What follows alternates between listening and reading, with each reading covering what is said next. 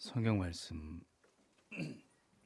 마태복음 6장 12절 13절 두 절 말씀입니다. 마태복음 6장 12절 13절.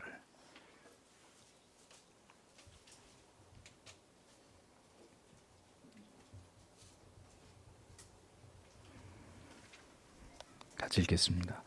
우리가 우리에게 죄 지은 자를 사하여 준 것 같이 우리 죄를 사하여 주옵시고 우리를 시험에 들게 하지 마옵시고 다만 악에서 구하옵소서. 나라와 권세와 영광이 아버지께 영원히 있사옵나이다. 아멘. 주기도문 후반부의 세 가지 간구에 대한 해설 45, 46, 47항 세 항에 관해서 해설을 하도록 하겠습니다. 45항 다섯 번째 간구. 자, 다음 기도는 우리 죄를 사하여 주옵시고 라는 제목입니다. 하나님께서는 교회의 구원을 위해서 거룩한 약속을 주셨죠. 예레미야 31장 33절에 내가 나의 법을 그들의 속에 두며 그들의 마음에 기록하리라. 예레미야 33장 8절에 그들이 내게 범하며 행한 모든 죄악을 사할 것이라. 그리스도로 말미암아 우리의 모든 죄를 사하시고 성령의 능력으로 말미암아 우리를 보호하시고 우리를 유지 보존하시며 또 우리의 모든 시험을 대적하며 굳건히 서게 하시는 은혜를 하나님께서 이 기도를 통해서 우리에게 더하시기를 원하신다라는 겁니다. 성경은 우리의 죄를 빚이라고 표현을 하죠. 우리의 모든 죄의 형벌, 우리가 죄의 형벌을 지고 있는데 그리스도의 죄 용서하심을 통해서 우리의 모든 죄를 탕감받지 않는 한 절대로 이 죄의 빚을 갚을 수 없는 처지에 우리가 있는 것 아니겠습니까? 그런데 이 죄를 용서하심은 하나님의 긍휼하심에서 비롯되는 것이기 때문에 하나님의 긍휼하심이 우리의 모든 죄를 탕감해 주시고 그 빚을 그리스도께서 대신 자기 자신을 속량물로 되어 주심으로 대신 지불해 주셨다라는 이 구속, 루트론, 값을 대신 지불하다 이 개념이 성경에서 분명히 드러나 있는 것을 우리가 볼 수 있죠. 우리가 갚아야 될 빚을 그리스도께서 대신 갚으셨다. 그러므로 누구도 죄사함에 있어서 자신의 공로나 혹은 타인의 노력, 나를 위해서 대신 하나님 앞에 기도해 주는 어떤 사람의 공로 때문에 그의 노력에 의해서 내 죄가 사함을 받을 수 있다고 믿는 자가 있다면 그 사람은 절대로 그리스도로부터 말미암은 대속의 은혜 안으로 들어올 수 없게 되는 것입니다. 알미니안주의를 추종하는 신앙의 위험성이 여기 있는 거죠. 내가 내 구원의 문제에 대해서 뭔가를 기여하고 노력하고 혹은 다른 사람이 그것을 위해서 어떤 공로를 하나님 앞에 드리면 구원의 문제가 해결된다고 생각하는, 속죄의 문제가 해결된다고 믿는 이런 믿음은 굉장히 위험한 믿음이라는 겁니다. 그러한 그릇된 신앙을 쫓는 한 그들이 이러한 기도를 하나님께 드린다고 해도 스스로에 대한 이 정죄에서 벗어날 수 없게 되고 여전히 그들은 정죄로부터 자유롭지 못하고 죄에 빚진 상태로 계속 그 상태에 머물러 있을 수밖에 없다. 이렇게 칼빈이 설명을 합니다. 언제나 우리의 구원을 논할 때 가장 그릇된 생각은 모든 죄사함으로 인한 그 빚의 탕감에 있어서 그리스도의 전적인 은혜와 긍휼하심에 그 공을 돌리지 않고 자기들의 공로나 어떤 보상물을 통해서 죄의 문제를 해결하려고 할 때 이것은 절대로 하나님의 긍휼하심을 얻지 못하고 오히려 하나님의 심판을 자초하게 되는 매우 중대한 죄가 된다는 사실을 칼빈은 이 이야기를 하면서 카톨릭의 그릇된 구원관을 에둘러서 비판하고 있는 이런 모습을 볼 수 있는 거죠. 그러므로 죄의 문제를 가볍게 다루거나 오직 하나님의 은혜가 아닌 인간의 노력으로 얼마든지 해결할 수 있다고 여기는 이 유대의 기독교가 얼마나 위험한 신앙인지를 우리는 철저하게 분별하고 올바로 이해할 필요가 있다는 것입니다. 여러분, 지금도 이스라엘의 믿음이 그들은 여전히 이 구약적인 하나님을 신앙하면서 자기들이 하나님을 잘 믿고 있다고 생각하는데 지금 이스라엘에 가보세요. 전 세계에서 가장 큰 퀴어 축제가 이스라엘에서 벌어지고 있잖아요. 그러니까 그들은 생명 없는 이 유대 종교에 매달리고 있는 참 가련하고 불쌍한 사람들이라는 것을 우리가 알 수 있는 것입니다. 그들이 메시아를 발견하지 않는 한 결국 그런 식의 신앙에 묶여 있다가 예수님 때도 그랬지만 지금도 마찬가지입니다. 그들은 구원받는 하나님의 사람들이 될 수 없는 거죠.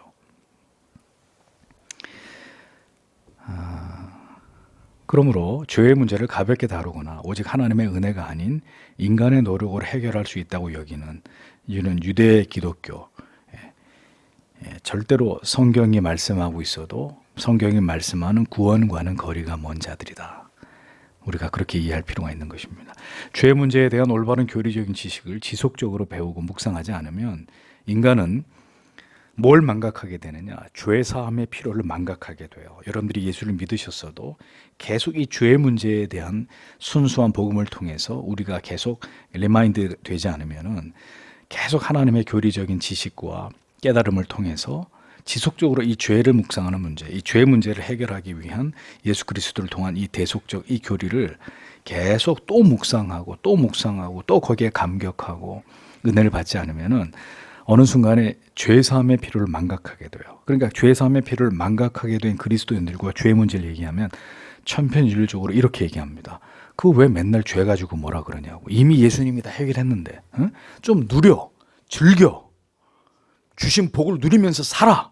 그 왜 맨날 그 죄 문제 가지고 이렇게 이런 식의 발언들을 흔히 들을 수 있는 거예요. 죄 사함의 필요성을 망각해버려. 그 필요를 전혀 느끼지 못하는 이런 지경까지 이르게 되는 것입니다. 혹은 죄의 문제를 더 이상 말하지 않고 우리의 귀를 즐겁게 하는 유사복음에 심취해서 그 재미로 예수를 믿는 이런 심각한 신앙의 변질을 철회하게 된다는 것입니다. 복음은 언제나 우리의 죄의 문제를 정직하게 다룰 것을 우리에게 요구하고 그러한 믿음으로 우리가 그리스도의 온전한 제자인지를 확인하라고 얘기합니다. 온전히 죄를 고백하고 그 앞에 엎드리는 자들만이 그리스도께서 용납하시는 그분의 온전한 제자이다. 이렇게 말씀하고 있는 거죠. 우리가 본질상 진노의 자녀이고 멸망의 백성이라는 것을 잊지 않고 하나님의 심판을 받을 수밖에 없는 그런 자들이라는 사실을 우리가 잊지 않으면서 언제나 우리의 죄를 다루는 정직한 기도를 하나님 앞에 드릴 수 있을 때 주님이 바로 우리에게 그런 믿음을 요구하시는 것이고 주기도문에서 말씀하고 있는 이런 기도는 바로 그런 것들을 우리가 늘 품고 하나님을 신앙해야 된다는 사실을 가르치고 있는 것입니다. 우리가 비록 죄를 지을 수밖에 없는 불완전한 존재를 할지라도 우리는 성도의 의무를 완전하게 수행하고 하나님 앞에서 허물이 없는 순결한 상태로 드러나기를 소원해야 하고 이를 위해서 열심히 수고하는 삶을 살아가는 자들이 되어야 한다고 칼빈이 얘기합니다. 이것은 이렇게 얘기하면 자꾸 여러분들이 행위 구원 쪽으로 가시는데 그게 아니에요. 우리의 행위로 말미암아 구원을 받기 위함이 아니라 구원받은 하나님의 자녀로서의 하나님을 기쁘시게 하고 영화롭게 하는 성도의 삶의 의무이고 사명이기 때문에 그리스도인이 그 온전함을, 선함을, 거룩함을 추구하면서 살아야 된다는 것입니다. 하나님께서는 우리 안에서 하나님의 잃어버린 형상을 점차로 회복해 나아가기를 원하시는 분이시기 때문에 우리에게 성화를 명령하시는 것이고 우리의 죄의 문제들을, 영혼의 얼룩들을 계속해서 제거해 나아가는 것을 우리에게 원하신다는 거죠. 그래서 우리가 이런 회개에 대한 기도가 주님이 가르치신 이 기도 속에 이게 선명하게 나타나는 것은 그것은 늘상 우리가 하나님 앞에 드려져야 될 중요한 기도의 제목이기 때문에 그렇다는 거죠. 누구든 자기 스스로의 자신의 잘못을 어떤 대가를 통해서 지불하는 것으로 스스로 살 수 있다고 믿게 하는 일이 얼마나 어리석은 신앙인지 칼빈은 이 또한 카톨릭의 그릇된 구원관이라는 사실에 대해서 그것을 공격하는 것을 멈추지 않고 있습니다. 그러니까 이것은 분명히 성경에 말씀하고 있는 구원이 아닌 사악한 것이라고까지 칼빈이 비판의 목소리를 높이고 있는 거죠. 그러니까 자꾸 이 카톨릭의 이런 사상에서 나온 게 과거에 면죄부나 뭐 이런 거잖아요. 결국은 그 죄를 씻기 위한 당신의 공로, 당신의 헌신, 당신의 선행 이런 것들을 계속 강조하는 카톨릭도 그렇지만 알미니안적인 신앙도 그렇고 계속 그걸 어떤 구원의 조건으로 제시하는 그렇게 해서 그리스도의 그 대속의 은혜를 경감시키는 이런 문제들을 이런 중대한 신앙의 오류를 계속 드러내고 있잖아요. 그래서 우리가 그런 부분들을 정확히 이해하고 분별할 필요가 있다는 것입니다. 주기도문은 완전한 목표를 사모하며 그것을 향해 나아가는 가운데 우리의 연약함이 요구하는 치유책들을 결코 소홀히 여기지 않을 것을 주문하면서 그것을 위해 하나님께 간구할 것을 우리에게 계속해서 요청하고 있는 것입니다. 또한 이 기도에서 단서가 붙어 있는데 잘 보세요. 우리에게 죄 지은 자를 사하여 준 것 같이. 그래서 이 부분이 이게 생략되어 있는 우리가 지금 부르고 있었던 주기도문송 여기서 걸리는 거예요. 우리에게 죄 지은 자를 사하여 준 것 같이. 이 지금 예수님이 가르치신 기도 가운데 이 부분에 대해서 설명을 이어갑니다. 우리의 죄를 용서해 주시기를 구하는 기도에 전제가 있다. 주님이 분명히 이 부분을 가르치셨습니다. 그것은 부당한 행동이나 상처받는 말로 우리에게 해를 끼친 사람들을 우리가 모두 너그럽게 용서하듯이 그렇게 우리의 죄도 하나님께서 사해 주시기를 간구해야 된다. 이게 그 중요한 의미거든요. 그러니까 이 말은 우리에게 죄 용서의 권세가 우리에게 있다는 의미가 아닙니다. 죄 용서의 권세는 하나님께만 있죠. 다만 우리가 우리에게 악을 행하는 자들을 용서하겠다는 의미이죠. 우리의 마음의 모든 분노와 미움과 증오와 복수하고자 하는 생각들을 기꺼이 지워버리고 그 모든 악행을 기억하지 않겠다라는 의미입니다. 그런데 문제는 우리가 그렇게 마음 먹는다 그래서 그게 가능해요? 안 되잖아요. 안 되니까 어떻게 해야 되는 거예요? 기도해야 되는 거죠. 오늘날 우리에게 죄 지은 자를 사하여 준 것 같이. 주님, 그게 안 되는데요. 이게 돼야 내 죄가 사함 받을 수 있으니. 그러니까 이 기도를 드릴 때마다 우리의 마음에 와서 부딪히는 것은 그러니 그를 용서하게 해달라고. 그를 용서하고 품을 수 있는 은혜를 이 죄인에게 허락해달라고 기도하게 되는 거잖아요. 그렇게 할 수 없지만 하나님이 주시는 은혜로 나 같은 죄인까지도 사랑해 주시고 모든 죄를 용서해 주시는 그 자비를 기억하면서 나도 그를 용서할 수 있게 해달라고 기도하지 않으면 용서는 불가능한 것이기 때문에 이 기도는 이런 내용들을 다 포함하고 있는 것이라는 겁니다. 그러므로 우리가 우리의 죄가 용서되기를 간절히 바라면서도 또 한편 우리 마음에는 여전히 누군가에 대한 분노와 복수심을 가지고 그를 향한 미움과 혐오와 반감과 다시는 그를 보고 싶어 하지 않는 그 마음을 그들의 품은 채로 만약에 우리에게 죄 지은 자를 용서한 것처럼 우리 죄를 용서해 주십시오. 이런 기도를 계속 하나님 앞에 드린다면 그것은 우리의 죄를 용서하지 마십시오라고 구하는 것이나 다름없다. 이렇게 칼빈이 설명을 하죠. 왜냐하면 우리에게 죄를 지은 자에게 우리가 하듯이 하나님께서는 우리의 죄를 용서해 주시기를 우리가 구하는 것이기 때문이라는 겁니다. 우리는 용서할 마음이 조금도 없으면서도 하나님께서는 우리 죄를 용서해 달라고 기도하는 그런 기도가 응답될 기도이냐 응답되지 않는 기도일 것이냐. 그래서 칼빈은 그런 식의 기도에 대해서는 하나님의 심판을 피할 수 없을 것이다 라고까지 이야기를 하고 있습니다. 여러분 잘 보십시오. 그러니까 이런 모든 주님이 가르쳐 주신 기도의 내용 안에도 하나님 사랑과 이웃 사랑의 대의가 이렇게 다 담겨 있는 거예요. 하나님만 사랑하고 이웃은 사랑하지 않은 채로 어떤 기도를 드려도 그 기도는 다 막혀버리고 하나님이 진노하시는 그런 기도가 될 수밖에 없다는 거죠. 그러니까 모든 우리의 신앙의 행위 속에 하나님 사랑과 이웃 사랑의 이 대의가 다 녹아 있어야 된다는 거죠. 그런 관계들이 다 막히고 깨어지고 무너져 있는데 내 영혼이 잘 되기를 바라고 하나님의 넘치는 은혜를 받기를 바라고 내 신앙이 비약적으로 성화되어 가기를 기대한다. 그런 믿음은 성경에 없다는 겁니다. 마지막으로 이 기도에 우리가 유념해야 될 부분은 우리가 우리에게 죄 지은 자를 사하여 준 것 같이 우리 죄를 사하여 주옵시고 라는 조건이 붙어 있다고 해서 우리가 마치 다른 사람의 죄를 용서해 주시면 하나님께로부터 죄 용서를 받을 만한 자격이 갖추어지는 것처럼 우리가 다른 사람을 용서하는 것이 하나님의 용서하심을 받아내는 근거가 되는 것처럼 생각해서는 안 된다라고 칼빈이 또 충고를 합니다. 왜냐하면 인간은 그렇게 할 수 있는 능력이 절대로 존재하지 않기 때문이죠. 오직 우리가 할 수 없으므로 하나님의 긍휼과 자비를 구하며 그것을 지향해야 함을 우리에게 가르치시기 위한 것일 뿐입니다. 그렇게 우리에게 고통을 가한 자를 하나님의 은혜로 주의 대속하신 사랑을 기억함으로 우리가 부단히 용서하고자 할 때 그렇게 우리가 용서하고자 노력하는 것을 우리가 분명히 의식함처럼 하나님께서도 우리의 죄를 확실하게 용서하셨다는 증표를 우리에게 주시기 위함이다. 그거예요. 그러니까 여러분들의 죄가 용서됐다라는 확신을 어디서 얻느냐? 내 죄를 하나님이 용서해 주실 것이다라는 그 믿음을 어디에서 얻느냐? 내가 나에게 잘못한 사람을 부단히 용서해 주려고 하는 이런 의식이 내 안에 있다는 것을 통해서 하나님이 내 죄를 용서해 주시는구나. 이걸 우리가 느낄 수 있다는 거예요. 그럼 반대로 얘기해 보죠. 전혀 눈꼽만큼도 나를 서운하게 하고 섭섭하게 하고 나한테 상처 준 사람을 용서할 마음이 내게 요만큼도 없어요. 그건 뭘 뜻해요?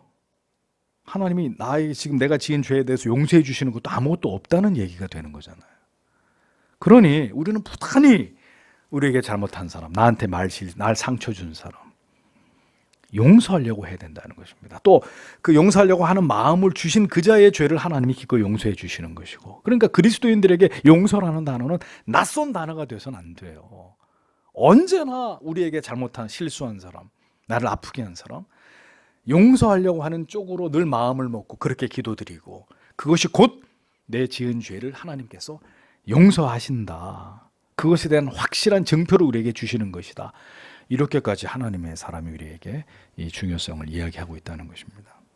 주께서는 이러한 증표를 통해서 용서를 거부하고 복수심을 버리지 않고 타인에 대해서 끊임없이 적개심을 품고 분노를 일으키는 그런 자들을 하나님의 자녀에서 제외시키며 그들을 하나님 아버지로 부르지 못하도록 하셨다고까지 칼빈은 얘기하는 거예요. 즉 용서하려고 하는 마음이 없는 사람, 잔인한 사람, 아주 냉혹한 사람, 내 눈에 흙 들어가기 전까지 난 너는 절대로 나 용서하지, 널 복수할 거다, 하나님의 자녀에서 제외시킨다. 엄청난 얘기죠. 그래서 그리스도인들은 그렇게 살 수가 없어요. 괘씸하지만 정말 마음 아프지만 주님 용서하게 해달라, 저 사람을 용서하게 해달라. 다시 길거리에 만났을 때 내가 먼저 손을 내밀 수 있는 주님 저에게 그런 은혜를 달라고. 신자는 그렇게 기도할 수밖에 없어요. 응? 처음 어떤 일이 벌어졌을 때 화가 나고 막 분노가 생기고 사람에 대한 미움이 생겨도 성령이 우리를 그 마음을 계속 품게 내버려 두지 않으시거든요. 그런데 그렇게 하는 것이 결국은 내 죄를 하나님께서 언제든 즉각적으로 용서해 주시게 되는 근거가 된다니 얼마나 이게 중요한 내용입니까? 중요하니까 주님이 가르치신 기도의 내용 가운데도 이 용서를 다루는 문제를 분명하게 각인하고 계시는 거죠.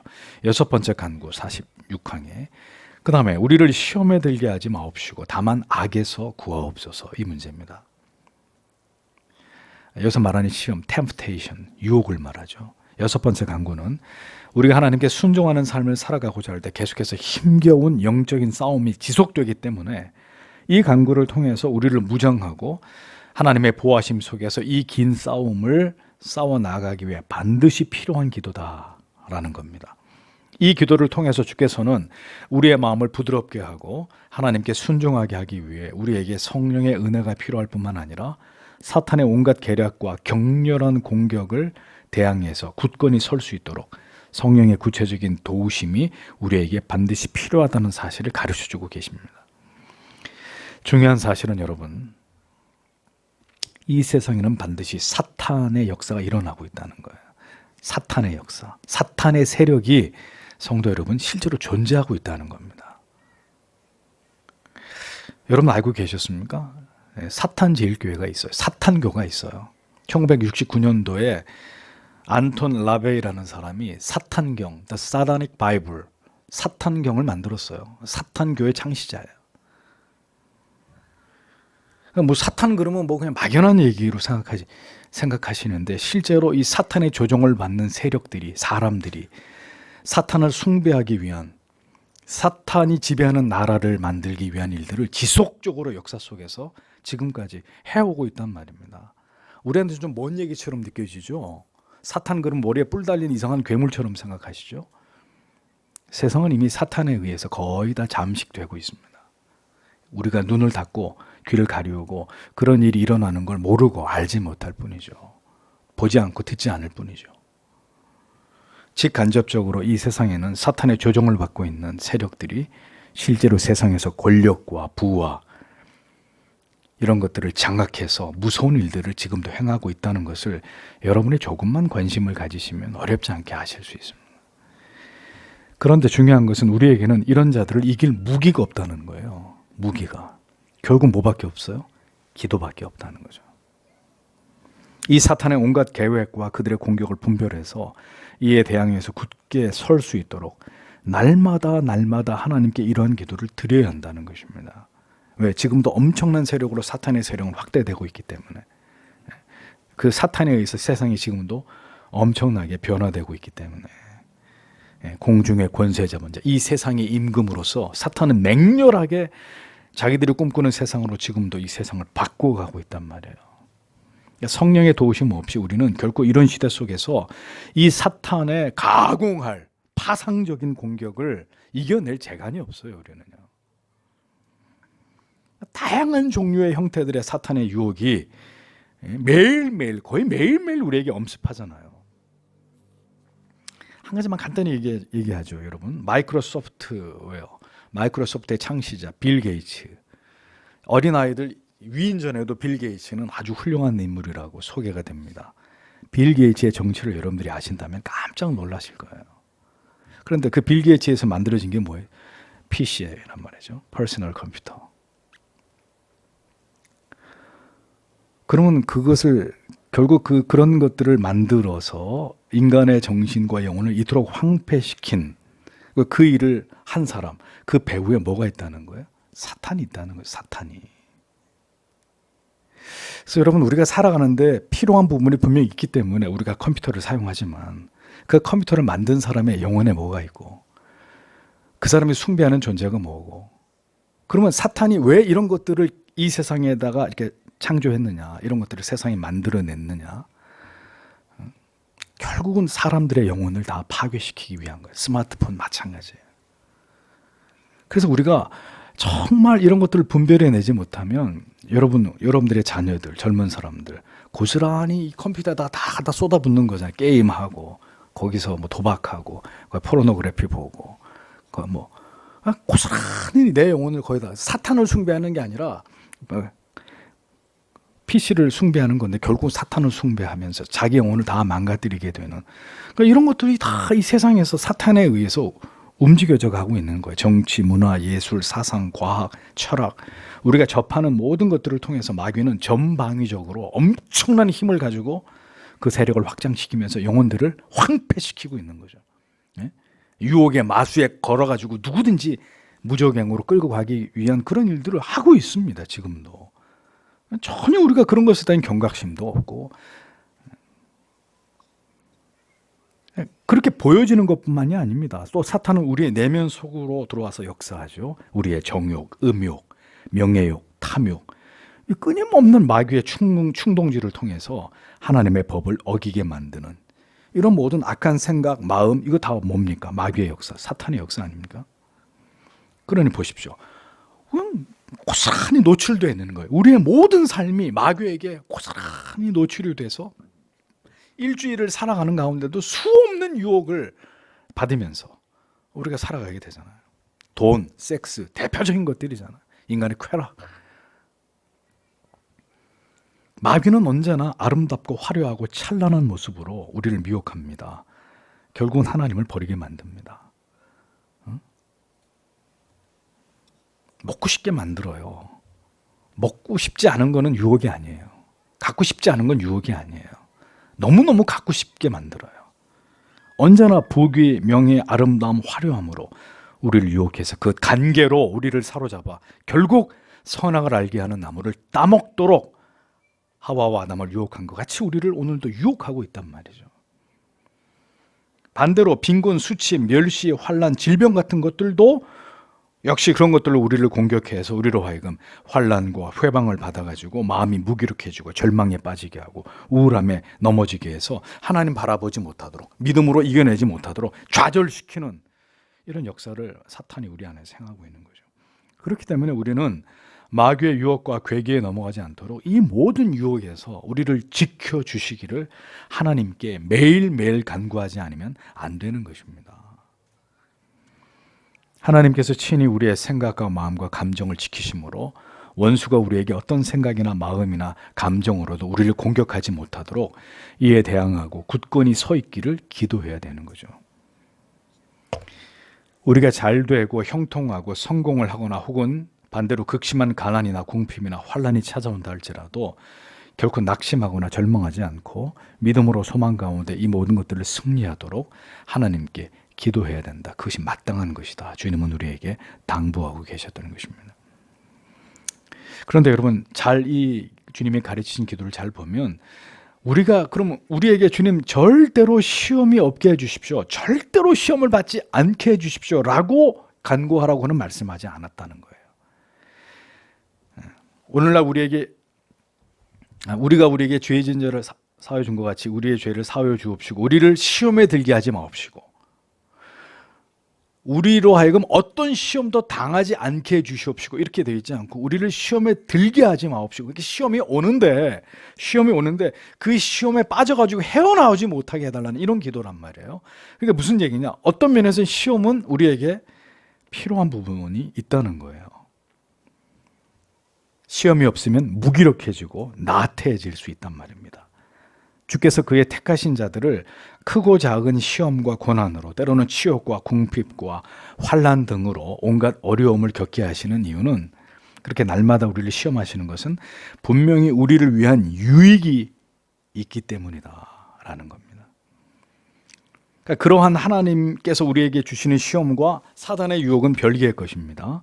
사탄은 우리를 무너뜨리고 정죄하고 믿음을 잃어버림으로 하나님께로부터 분리되도록 하기 위해서 우리를 유혹하는 거지만, 하나님의 시험은 그 자녀들을 연단하심으로 그들의 신실하심을 시험하고 그 시험을 통해서 그들을 강건하게 하고 육을 죽이는 훈련을 하게 하고 정결하게 만들어가기 위해서 하나님이 우리를 또 시험하시는 거죠.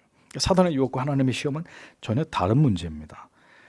그래서 성도가 어떤 일을 지금 당하고 있는지 그의 반응을 보면 그가 지금 마귀의 유혹을 받고 있는지 하나님의 시험을 당하고 있는지를 어렵지 않게 알 수 있어요.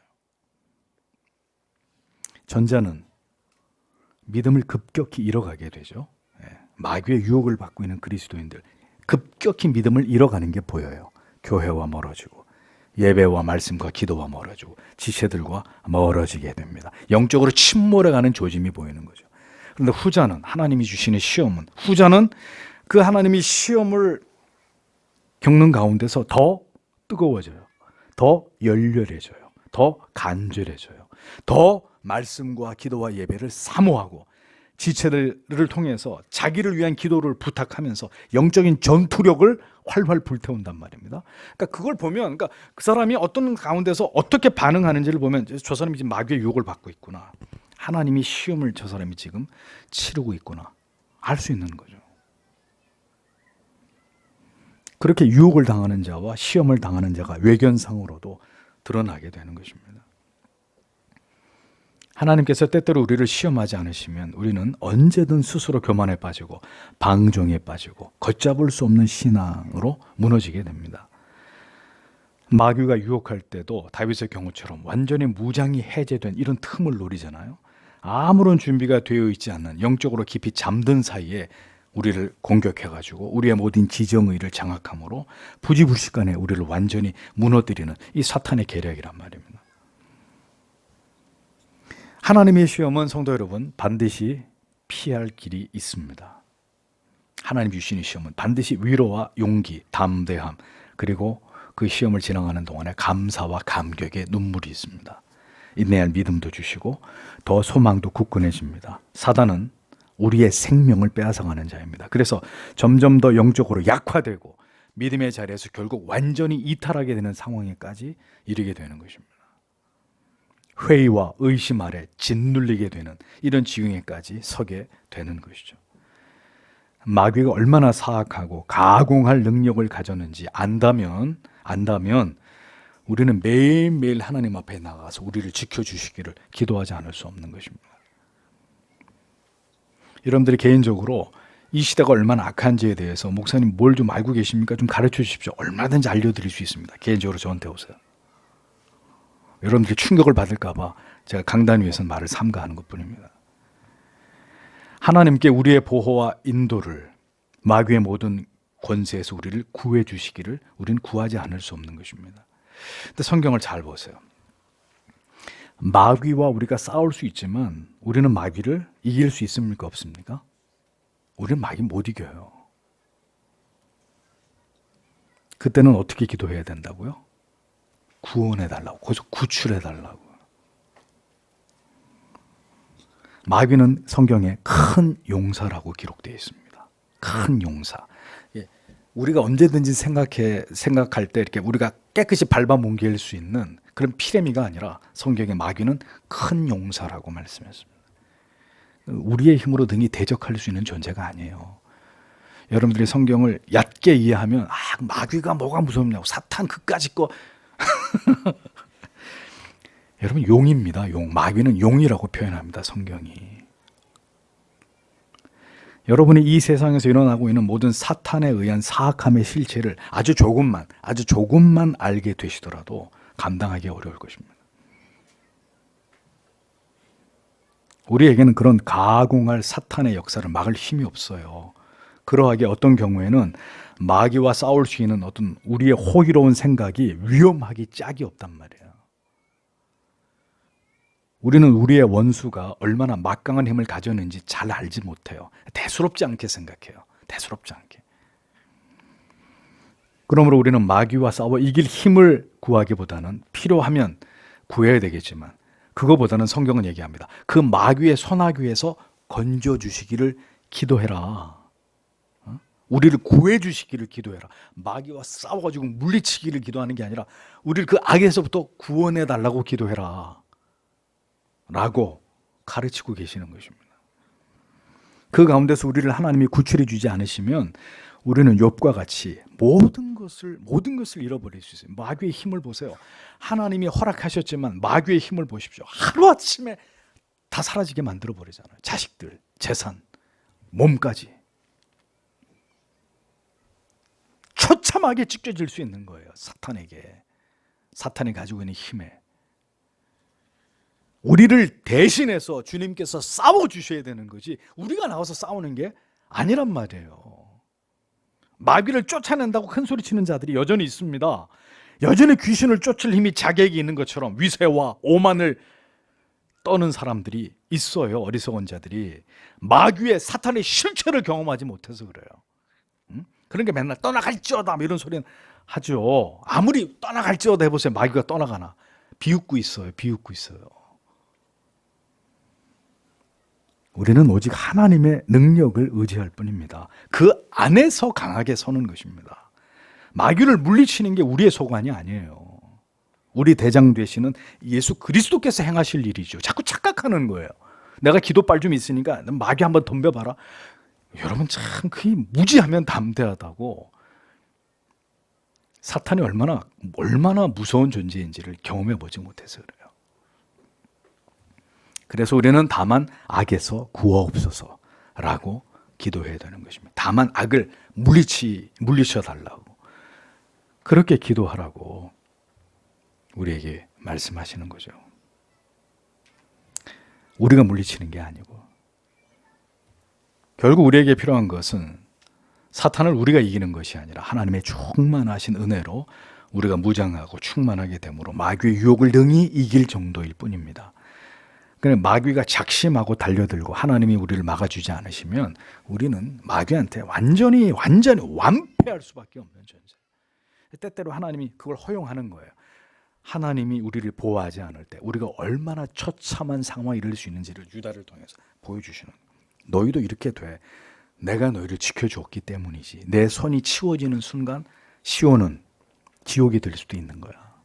그걸 하나님 우리에게 깨닫게 하는 거예요. 우리가 오만을 떨고 살아가면 하나님 없어도 살 수 있어. 필요 없어. 이렇게 하면.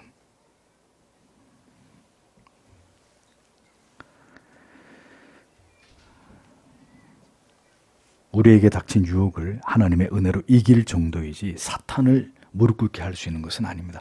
그것은 나중에 그리스도께서 우리의 대장 되셔서 마지막에 최후의 전투를 통해서 그 사단을 무력화시키고 무정경에 쳐넣는, 그건 그리스도께서 우리의 대장으로 오셔서 하실 최후의 전투이지 우리 보고 사탄의 목을 꺾으라 이런 말씀하지 않았단 말이에요.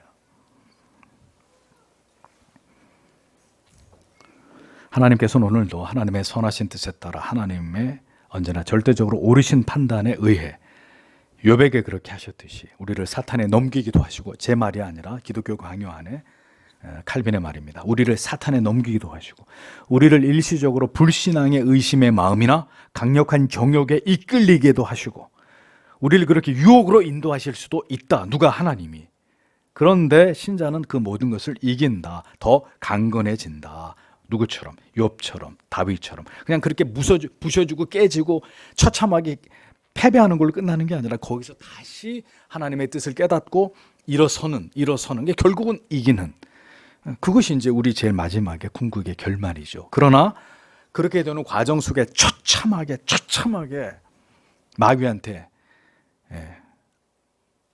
우리가 찢어지고 깨어지고 부셔지고 파괴되는 그런 일들도 하나님은 허락하신다.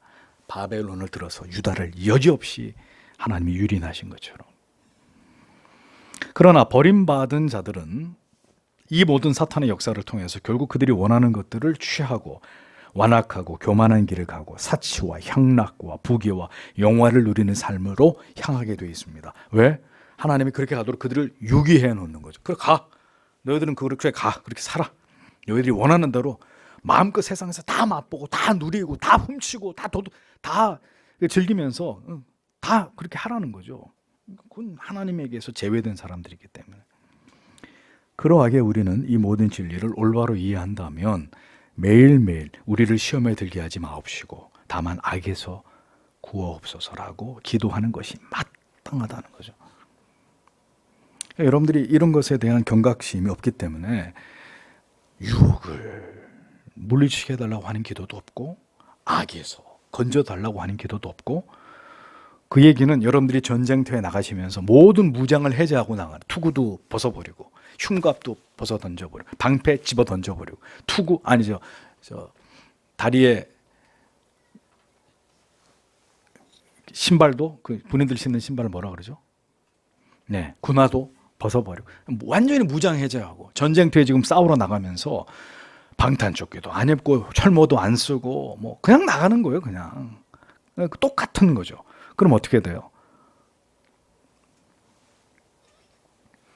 그래서 주기도문이 그런 모든 것들에 대해서 우리가 하나님 앞에 늘 기도해야 될 중요한 기도 제목들을 우리에게 이렇게 분명하게 가르쳐주고 있는 것이라는 겁니다. 주기도문의 마지막 부분, 우리의 모든 소유를 하나님께 부탁드리는 세 가지 간구들도 모두 공적인 성격으로 교회를 공적으로 세우고 신자들의 교제를 증진시키기 위한 목적으로 해야 된다. 왜요? 이 세 가지의 기도의 모든 주어도 우리예요. 우리, 내가 아니에요. 우리를 시험에 들게 하지 마옵시고, 우리란 말이에요. 우리 자신에게 필요한 것을 사서로이 구하는 것이라기보다는 우리 모두에게 필요한 양식, 죄사함, 용서, 시험에 들지 않고 악에서 구해주시는, 서로가 서로를 위해서, 나만 그렇게 되는 게 아니라 우리 모두를 그렇게 하나님이, 그러니까 우리 모두를 위한, 우리 모두를 하나님의 악에서 구원해 주시길 위한 이런 기도를 늘 하나님 앞에 주께 드리라고 주께서 우리에게 가르쳐 주셨단 말이에요. 그러니까 이런 기도를 하지 않으면 그 기도를 하지 않은 그 대가를 여러분들이 지불하면서 살아가게 되겠죠. 우리가 그렇게 구하는 바를 얻을 수 있다는 확신은 바로 마지막으로 나라와 권세와 영광이 아버지께 영원히 있사옵나이다. 이 기도 속에서 그 근거를 찾을 수 있습니다. 우리의 모든 믿음의 근거와 확신이 바로 여기 있는 거죠. 우리 모든 기도의 근거는 결국 하나님의 나라의 권세와 영광이 영원히 아버지에게 있음으로 인해서 가능한 것이다. 그 말이죠. 하나님께서 그렇게 행하실 수 있는 모든 능력의 주체이심으로 우리는 이 같은 기도를 통해서 온전히 우리를 하나님께 맡길 수가 있다는 것이죠. 그러면서 주기도문의 끝은 뭡니까? 아멘이잖아요. 아멘. 아멘의 뜻이 뭐예요? 진실로 그렇게 되기를 원합니다. 모든 기도의 간구와 마음의 소원이 이루어짐을 간절히 표현하는 것이 아멘이란 말입니다. 진실로 그렇게 되기를 원합니다. 하나님께서 약속해 주신 모든 것들이 반드시 하나님에 의해서 성취될 것을, 이루어질 것이라는 것을 한 채 의심도 없이 믿고 기대하는 신앙의 고백이 바로 아멘이래요. 왜 아멘을 안 하세요? 왜? 기도 다 해놓고 아멘을 안 해. 네? 귀찮아서요. 안 돼요. 아멘까지가 기도예요. 아멘은 그런 신앙의 고백이에요. 아멘까지 하셔야 됩니다. 하나님께서는 약속하신 것을 반드시 이루시는 하나님이십니다. 그러므로 우리의 이 모든 기도가 이루어질 것임을 믿는 아멘은 이 모든 기도의 성취가 바로 하나님 자신의 본성에서 비롯된 것임을 우리가 믿고 확신하고 고백한다는 의미가 되는 것입니다. 즉 하나님께서 우리를 위하실 뿐 아니라 하나님의 모든 계획하시고 약속하신 바를 하나님 자신을 위해서 성실하게 이루실 것이라는 그것이 하나님의 본성과 속성에 부합하는 것임을 우리가 알고 믿는다는 이 신앙의 고백으로 우리의 모든 기도 끝에 아멘이라고 얘기한단 말이죠. 하나님이 그렇게 하실 절대로 변개치 않고 이 모든 기도가 하나님의 성품과 속성에 부합하는 것이기 때문에 우리가 기도한 우리에게 가르치신 그대로 하나님이 100% 이루어 가실 거라는 걸 우리는 믿습니다. 라는 신앙의 고백으로서 우리가 아멘이라고 화답을 하는 것이라는 겁니다. 이렇게 하나님께서 원하시는 기도를 드림으로 그 모든 것이 오늘도 분명하게 이루어질 것임을 믿는 믿음, 우리는 바로 그 믿음으로 이 험한 세상을, 이 악으로 창궐한 세상을 오늘도 살아갈 수 있는 것입니다. 이것이 주기도문의 가치이고 위력입니다. 그래서 남전도의 모임 끝나고 주기도문을 마치겠습니다. 주기도문의 용도가 그런 게 아니고 사실은 여러분들의 하루 가운데 자주자주 이 의미들을 깊이 가슴에 새기시면서 여러분들이 어느 곳에 계시든 하늘에 계신 우리 아버지요 라고 이 기도를 시작하실 수 있어야 한다는 것입니다. 여러분들의 가정에서든 일터에서든 혹 여러분들에게 어떤 문제가 터졌든지 간에 어떤 상황에서든 우리의 기도와 신앙의 삶이 이 기도의 내용을 지향하는 것이 되기를 오늘도 여러분들이 하나님 앞에 간절히 기도하시기를 원합니다. 기도하겠습니다.